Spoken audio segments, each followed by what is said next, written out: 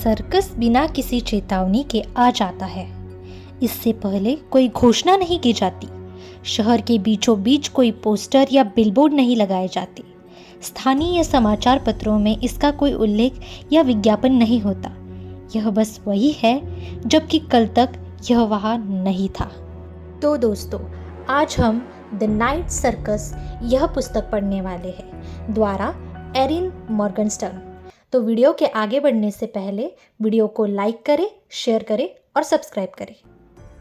ऊंचे ऊंचे तंबू सफ़ेद और काले रंग की धारियों से बने हैं। कोई सुनहरा या लाल रंग नहीं दिखता। आसपास के पेड़ों और आसपास के खेतों की घास को छोड़कर कोई रंग नहीं है। भूरे आसमान पर काली सफ़ेद धारियाँ, अलग अलग आकार और साइज के अनगिनत तंबू एक विस्तृत लोहे की बाड़ के साथ उन्हें एक रंगहीन दुनिया में घेरे हुए है। यहाँ तक कि बाहर से जो थोड़ी बहुत ज़मीन दिखाई देती है वह भी काली या सफ़ेद है, रंगी हुई है या पाउडर लगी हुई है या किसी और सर्कस की चाल से रंगी हुई है। लेकिन यह अभी कारोबार के लिए खुला नहीं है। अभी नहीं। कुछ ही घंटों में शहर के सभी लोगों को इसके बारे में पता चल गया। दोपहर तक यह खबर कई शहरों में फैल गई। कागज के पैम्फलेट या पोस्टर पर टाइप किए गए शब्दों और विस्मयादिबोधक चिन्हों की तुलना में मौखिक रूप से प्रचार करना विज्ञापन का अधिक प्रभावी तरीका है। यह प्रभावशाली और असामान्य खबर है। एक रहस्यमय सर्कस का अचानक प्रकट होना लोग सबसे ऊंचे टेंट की चौंका देने वाली ऊंचाई पर आश्चर्यचकित है। वे गेट के ठीक अंदर लगी घड़ी को देखते हैं जिसका कोई भी ठीक से वर्णन नहीं कर सकता, और द्वार पर सफ़ेद अक्षरों में लिखा काला चिन्ह लटका हुआ है जिस पर लिखा है, रात्रि में खुलता है, भोर में बंद हो जाता है। लोग पूछते हैं, किस तरह का सर्कस सिर्फ रात में ही खुलता है? किसी के पास इसका सही जवाब नहीं है। लेकिन शाम ढलते ही गेट के बाहर दर्शकों की अच्छी खासी भीड़ जमा हो जाती है। आप उनमें से एक है। बेशक आपकी जिज्ञासा ने आप पर काबू पा लिया है, जैसा कि जिज्ञासा में होता है। आप ढलती रोशनी में खड़े हैं, अपने सिर पर दुपट्टा लपेटे हुए हैं।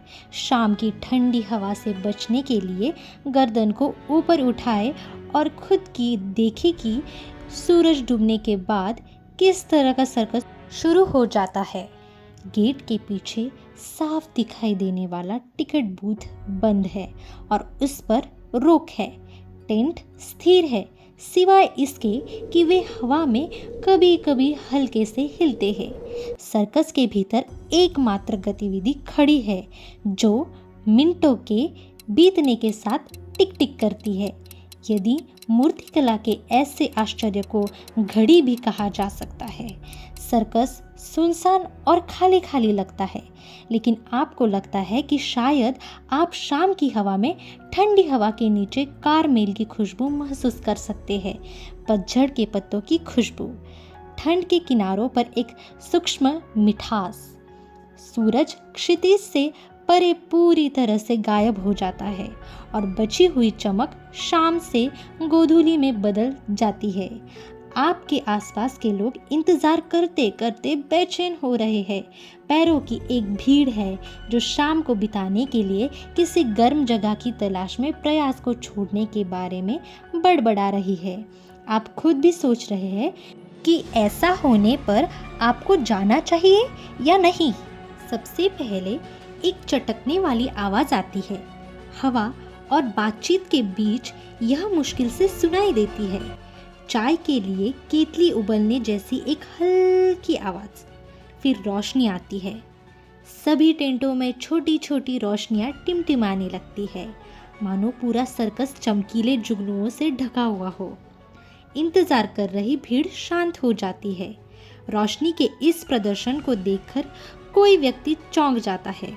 एक छोटा बच्चा यह दृश्य देखकर खुशी से ताली बजाता है। जब सभी तंबू जगमगा उठते हैं और रात के आकाश में चमकने लगते हैं, तब यह चिन्ह दिखाई देता है। गेट के ऊपर फैली लोहे के कल में छिपी जुगनू जैसी और भी रोशनियां जीवन में टिमटिमाती है। वे चमकते हुए चमकती है, कुछ के साथ चमकती हुई सफ़ेद चिंगारी और थोड़ा सा धुआं भी निकलता है। गेट के सबसे नज़दीकी लोग कुछ कदम पीछे हट जाते हैं।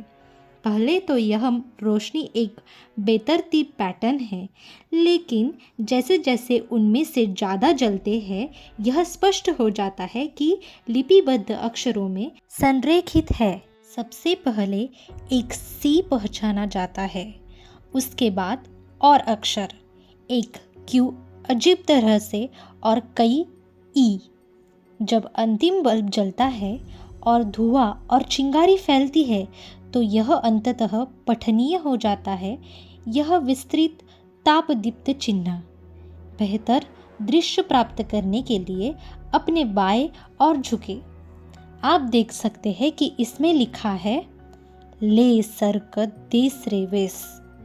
भीड़ में से कुछ लोग जानबूझकर मुस्कुराते हैं, जबकि अन्य बौहे सिकुड़ते हैं और अपने पड़ोसियों की ओर सवालिया निगाहों से देखते हैं।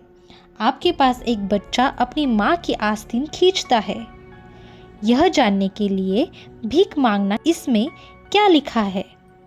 जवाब आता है सपनों का सर्कस। लड़की खुशी से मुस्कुराती है। तभी लोहे के गेट हिलते हैं और अपनी मर्जी से खुलते हैं। वे बाहर की ओर झुकते हैं और भीड़ को अंदर बुलाते हैं। अब सर्कस खुल गया है, अब आप प्रवेश कर सकते हैं। तो दोस्तों, मिलते हैं अगले वीडियो में लेकर पुस्तक का भाग 1 उत्सव। तब तक के लिए अलविदा।